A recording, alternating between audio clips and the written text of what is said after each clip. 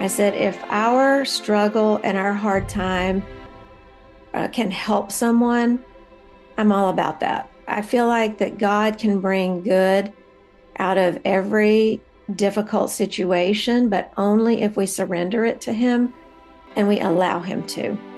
So if we keep all of our mess and our hard things a secret and we don't want anyone to know because we're afraid of what they might think about us, then how can God use it? How can it help anyone else?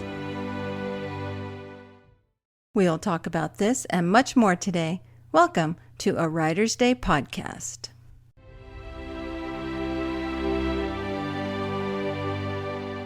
Hey everyone, welcome back to Writer's Day podcast. My name is Ruth Downfit and I'm an award-winning multi-published author of books in various genres, and I'm honored that you're spending some time with me today.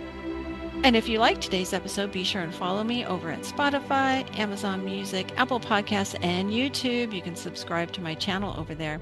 And head to artbyruth.com to sign up for my newsletter because I give away a book every month. And you can also get a free downloadable PDF copy of my suspense novella, The Letter Opener. You'll also learn more about my next project that releases April 14th. That's right around the corner, A Shadow of Hope, my next romantic suspense novel. So head over to artbyruth.com today to learn more about me and my upcoming projects. Deena Adams is here with me today, and she is the former head of the ACFW Virginia chapter. She's also the wife of a pastor involved in ministry, and now she is a debut novelist. That's right. So you know the drill. Grab your favorite beverage, a comfortable chair, kick back and relax as we listen to Deena talk about her new book.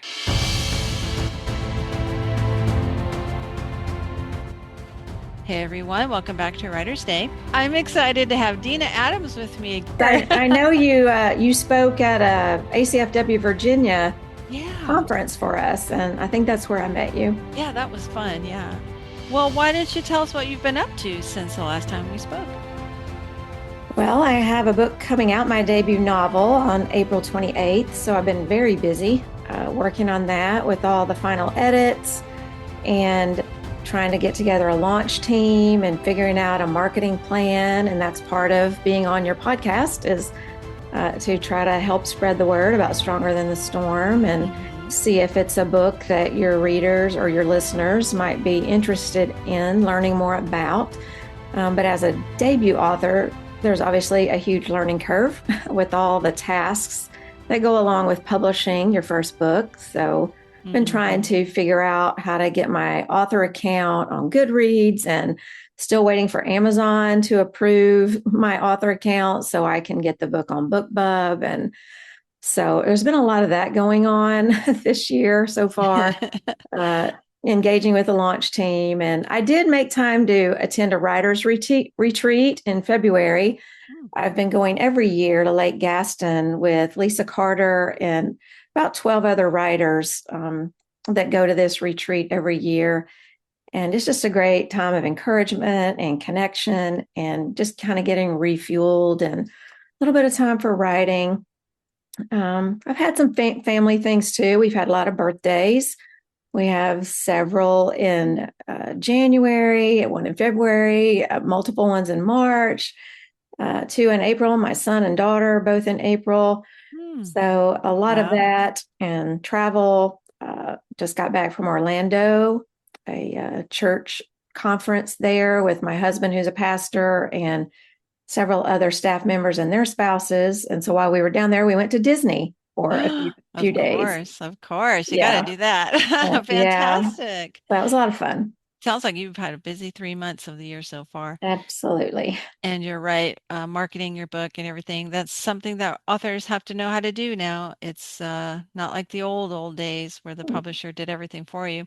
Now we have to be pretty wise when it comes to getting the word out about our books. So yeah, my heart goes out to you. I'm in the middle of that too. It's a learning curve. You know, we have to educate ourselves and teach ourselves how to do these things. And yes, I watch a lot of YouTube videos and read a lot of blog posts, and I do, go to conferences and things that are helpful. So good for you.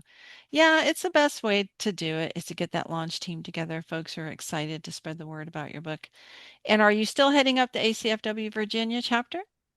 No, I was on the board for 6 years, Wow. 3 years as the secretary, and then 3 years, excuse me, as president. And at the beginning of last year, I felt like God was just telling me that it was time to step away, that last year was going to be my last year on the board. So I let the board members know that at our retreat last January that I felt God was saying, I was going to be done. Mm. And thank goodness I listened because I got my 3 book contract in June or July last year. So he knew what he was doing because, He was preparing you for something, yes, he huh? knew that I was going to need all the extra time I could get. Oh, that's wonderful. Well, I'm sure they were sad for you to go, but happy for you at the same time. Yeah, it's a bittersweet thing for Yeah. sure. As a writer who's contracted, now your debut novel's coming out, what advice would you have for authors who are kind of struggling out there that maybe they've dealt with some rejection or, it can seem kind of daunting when we talk about marketing and publicity and you got to get your launch teams together. I mean, a lot of writers step back and they think, maybe this is a bit too much for me. What advice would you give that person? I can feel for each one of them who's struggling because over the last 7, 8 years since I first started on this journey, I've really struggled with imposter syndrome myself. Like for a while, almost on a daily basis, I would like, what am I doing? What makes me think I can do this? I don't know how to write anything well enough to be published. Nobody's going to want to read my work. But I think one of the important things is to surround yourself with other writers who will encourage you and spur you on toward your goal. I mean, I think connection and relationships are really key on the publication journey. I don't think I would be where I am without my critique partners who encourage me and help me, looking at my work and give me feedback. And the ACFW Virginia group that you mentioned, close friendships there with people that are on the journey with you, alongside you, and people I've met at conferences and online. Writing can be a very lonely thing, but we shouldn't do it alone. And I think if God's called us to write, then we don't give up because it's ministry and it's obedience to Him. So deciding not to do something that He's asked us to do is willful disobedience, I think. And so even when we're discouraged, we go back to the calling, we go back to what we know God asked us to do, and we recommit ourselves to it. Oh, I'm so glad you said that because it can feel like you're supposed to do this all alone. You're supposed to just sit at your computer and write your story. But you're right. We need to have those connections and overcome the challenges. We can help each other, like you just helped a whole bunch of listeners deal with all that. And those connections are vitally important for when you do feel down. And my Mm-hmm. my my heart is right there with you because, like you said, God had other plans for you. Me too. I submitted a story to Love Inspired about almost a year ago. And I was so excited about the story. I thought, this is the one. They're going to love it. I had so many people read it with me and for me and help me draft it. And these were Love Inspired authors, helping me. I was super excited. I thanked them for giving me some of their time because they're such busy authors. And I submitted it and I got rejected. And I remember just thinking, why, God? I don't understand why you would give me this story and so many people helping me. And I felt so passionate about it. It really felt like it was clicking. And then I get rejected. I don't understand what you're doing. Why, Mm-hmm. God? I don't understand. So I was a little down and I felt, kicked in the gut and everything. And I had to reach out to all those authors who helped me and told me that I got rejected and oh, they felt so bad for me. And then a friend got accepted for Love Inspired. She got a contract. And then I started seeing how she was struggling because they were asking her to make all these changes to her story. And it really kind of knocked her over a little bit and she felt stressed. And I felt like the Lord was saying, see, Ruth, it's not a picnic. Just because Mm-hmm. you get what you ask for doesn't mean it's all sunshine and roses after that. And I started to think, well, maybe the Lord realized that I couldn't handle that right now. I had a lot of Mm-hmm. stress going on at work, a lot of stress, personal life. And I really felt leaning on him was key because I could have just given up. I was so ready to just give up writing and say, to heck with all this, you know, who needs Yeah, it? I know. And I've been through that too. yeah. You think when you're pitching to agents and trying to get that dream agent that's going to pitch your book Hmm. to all the big houses. And I landed the agent. I landed the dream agent that many writers want in the Christian world with the Steve Lobby agency. And Hmm. she pitched both of my completed manuscripts, and none of the bigger houses took them. And I was at a point of decision. Am I going to just keep trying to stick this out and write one story after another until finally somebody wants it and it clicks? Or am I going to take these stories that I've written that I believe in, that my agent believed in and thought were good enough to be published, and go out on my own and pitch them to a smaller house or Hmm. whatever the next step would be? And through praying about it, I really felt like God gave me peace that to separate from my agent and pitch to a smaller house. And so I did. I pitched to Scrivenings Press, Hmm. and they took it immediately and gave me a 3-book contract. There you And go. so I just felt like, that was God's direction and answer for me. And we're not all on the same path. And I think I've realized that my personality and my lifestyle, being busy as it is as a pastor's wife and being in ministry and so many other things going on, that I probably wouldn't have been a great fit for the bigger houses anyway. Mm. And so I think God just directs our steps, and we just have to be patient and just keep listening to Him and not try to bulldoze our way through a door that we thought was the right door.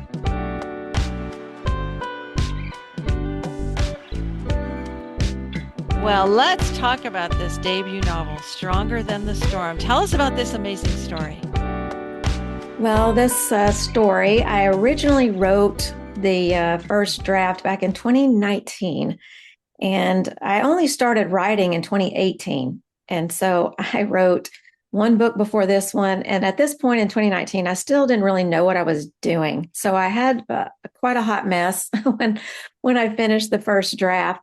And at that point, I kind of set it aside and I went back to my first book, which was the one I was trying to pursue to get published as my debut. And so then after that book didn't go anywhere, several years later, I pulled this book back out and I massaged it and polished it up and sent it to my agent to pitch.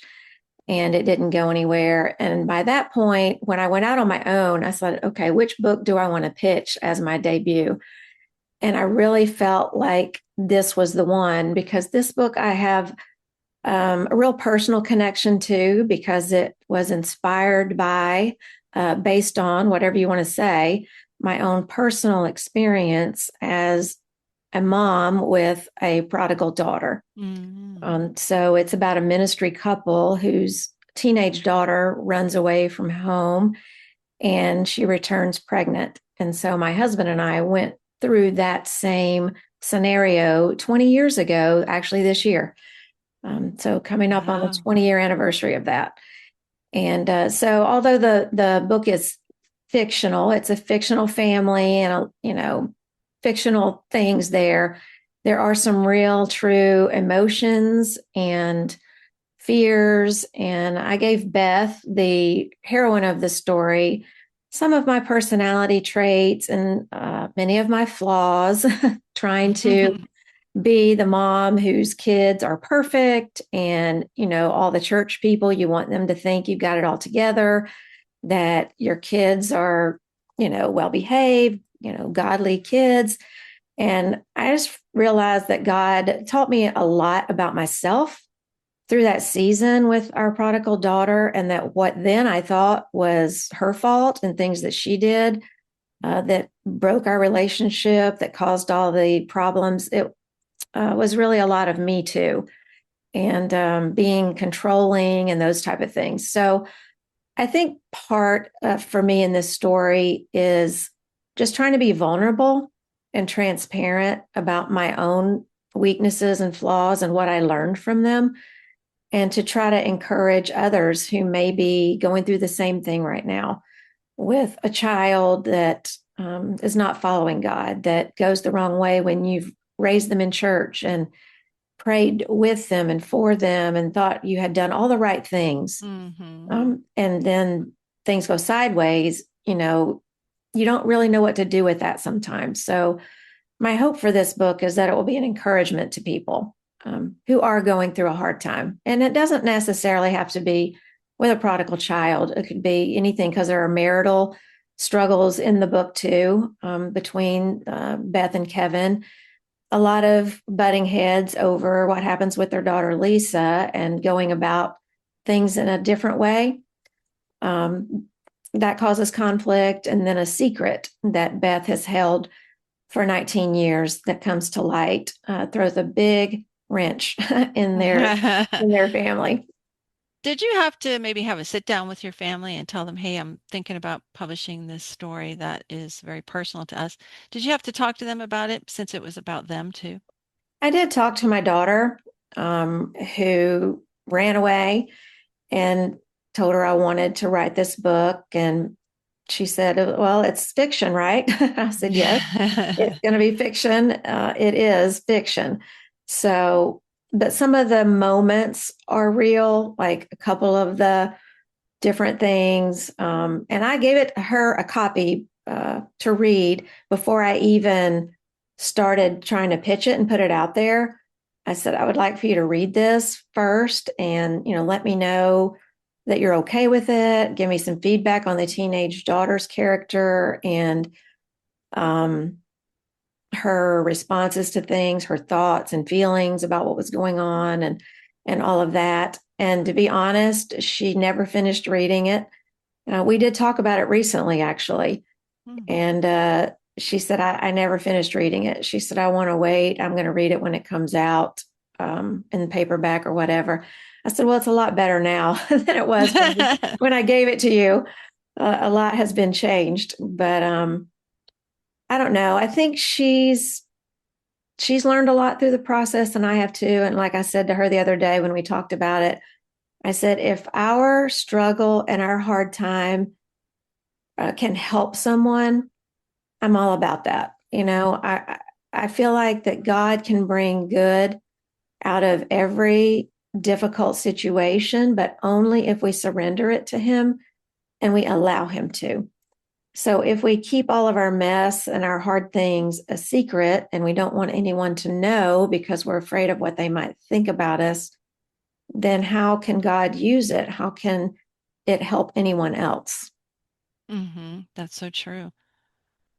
What were some of Yeah. the challenges you faced in writing such a book? Well, I think what we've just talked about was a big challenge I in bet. basing the story on a true life experience, but making it fictional. Mm. And I mentioned the retreat that I go to every year in Lake Gaston, and Lisa Carter uh, leads that retreat. And several years ago, I was talking with her about this book and the beginning. And I said, I'm struggling because I need a more engaging beginning to the story. And I was telling her about it. And she said, you need a conflict between the parents and Lisa right off the bat, right in the first scene. They need to have a major blow up with each other, to have it make sense for the daughter to run off the way she does.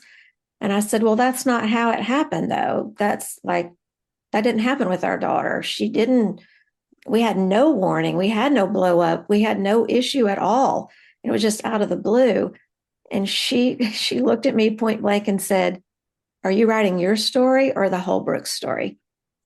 And Mm. that really made me stop and think, like, she was right. I was trying to make it too close to my story.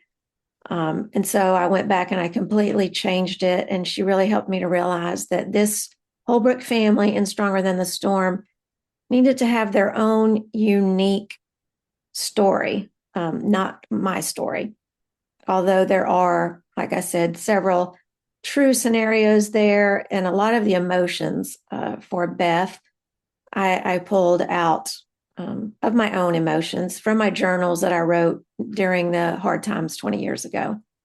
Okay, that makes sense. I could see that being a challenge too. Mhm.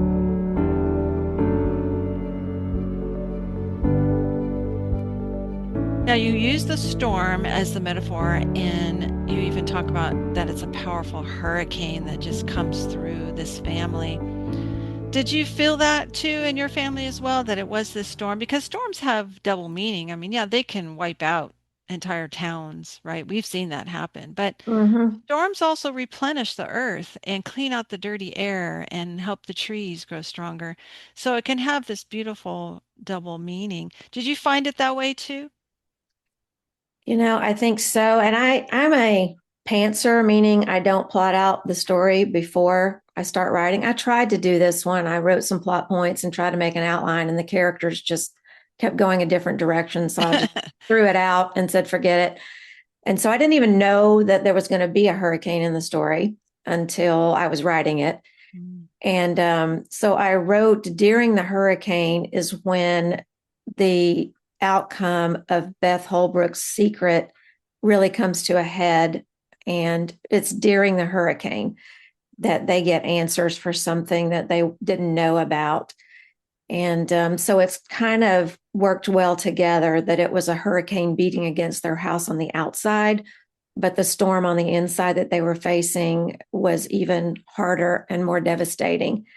But as you said, a storm that replenishes and repairs, that truth coming out and them dealing with it was the catalyst for helping them to move forward as a family and learn how to live together in love and forgiveness and trying to get past the hurt, and the deception and all of the things. And that situation too is a personal experience for me, but not as a mother, as my experience as a daughter.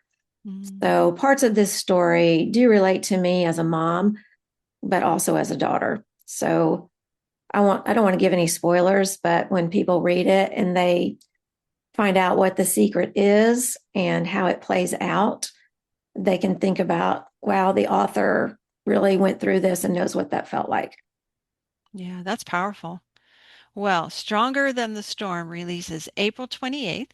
So does that mean folks can go pre-order a copy right now? They can pre-order the ebook Kindle Mhm. version right now.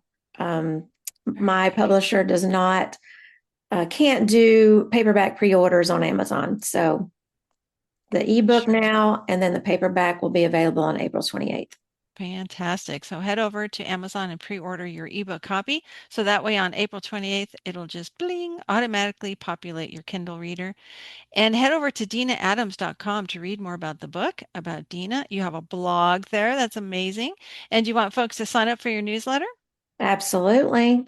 Sign up for the newsletter and you'll get a free novelette as a thank you for subscribing. And there's a couple other freebies that will come in the inbox over the next few weeks as well.